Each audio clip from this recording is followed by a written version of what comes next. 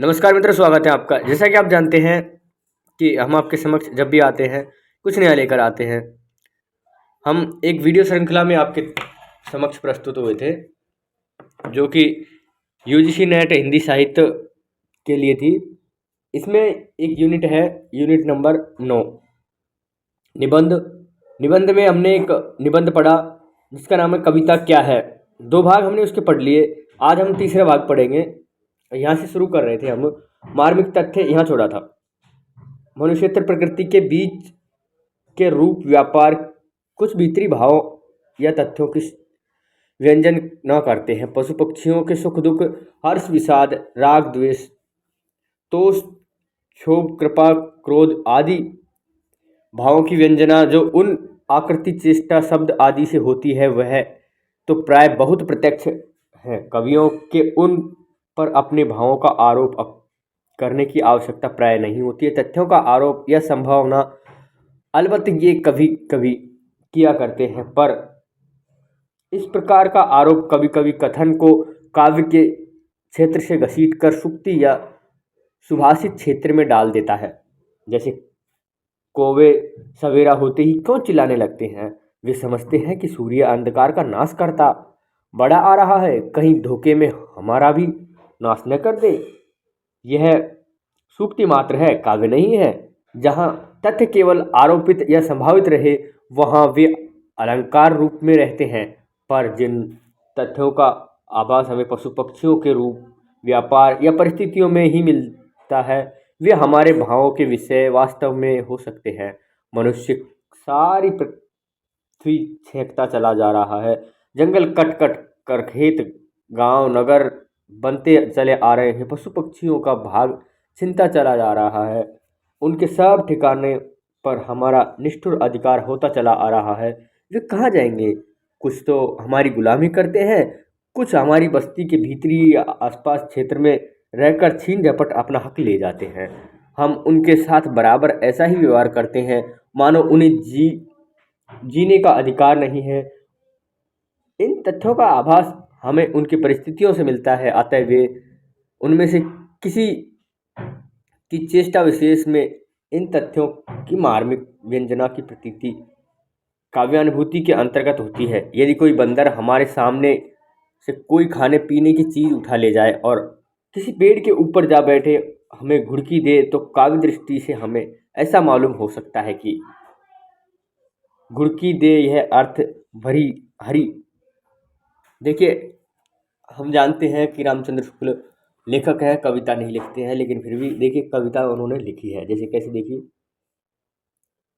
जीने का अधिकार हमारा क्या न रह गया, पर प्रतिषेध के प्रयास बीच तेरे नर, क्रीड़ामय जीवन उपाय है हमारा यह, दानी जो हमारे रहे वे भी दास तेरे हुए, उनकी उदारता भी सकता तू सह, फूली फली उनकी उमंग उपकार की तू छेकता जा रहा है, हाय जाए कहाँ तू कह।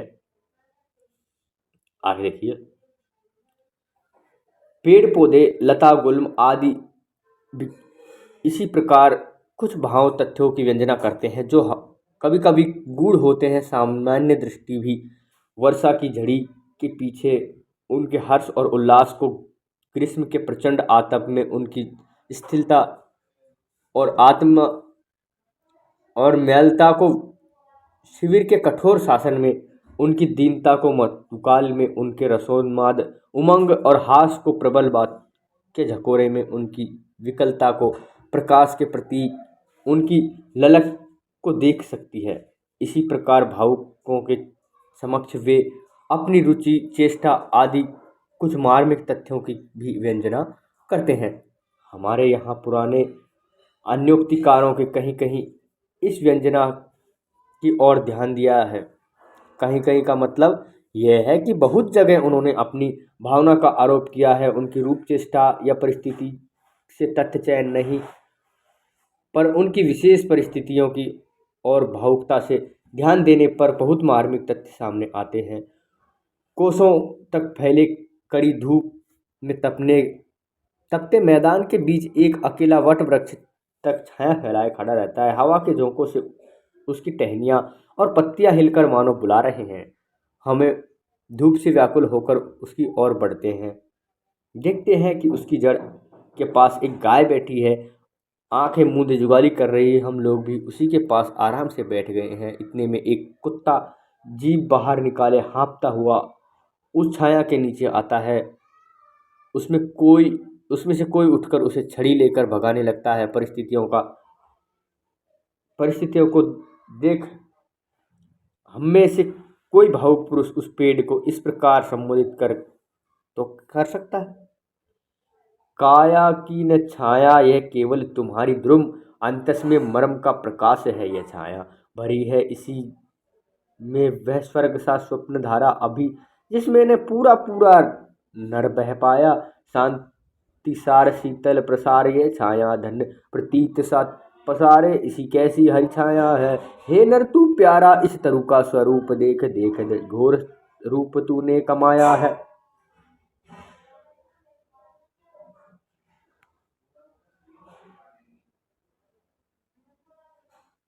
आगे देखिए, ऊपर नर क्षेत्र और मनुष्य क्षेत्र संजीव दृष्टि से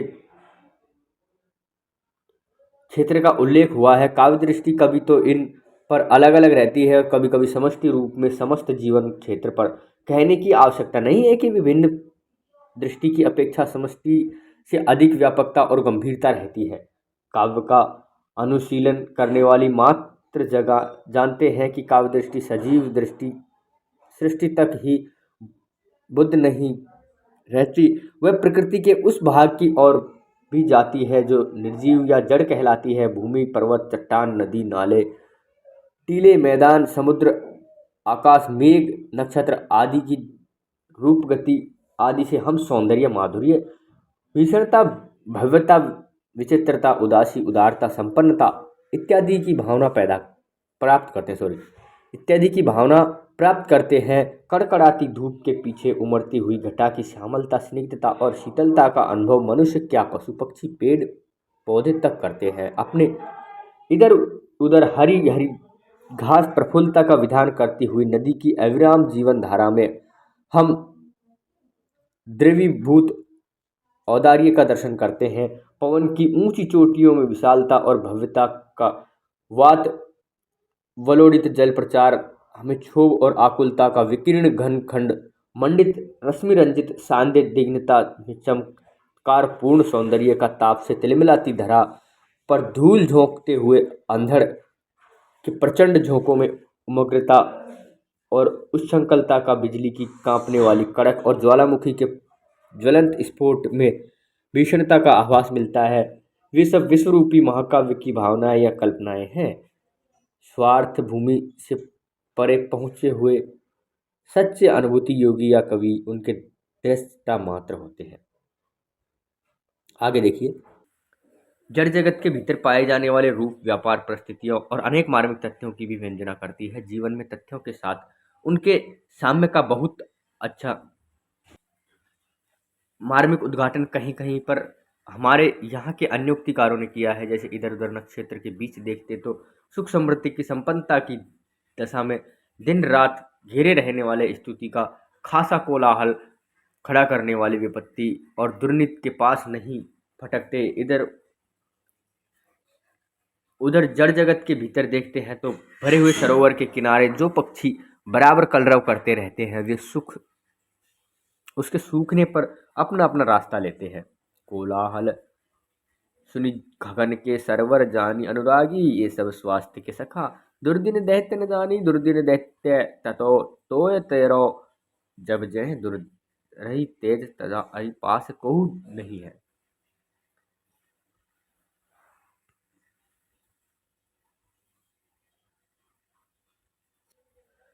इसी प्रकार सूक्ष्म और मार्मिक दृष्टि वालों को गूढ़ व्यंजना भी मिल सकती है। अपने इधर उधर हरियाली और प्रफुल्लता को विधान करने के लिए यह आवश्यक है कि कुछ नदी कुछ काल तक एक बंधी हुई मर्यादा के भीतर बही रहे। वर्षा की उमड़ी हुई उस संकलता में पोषित हरियाली और प्रफुल्लता का ध्वंस सामने आता है।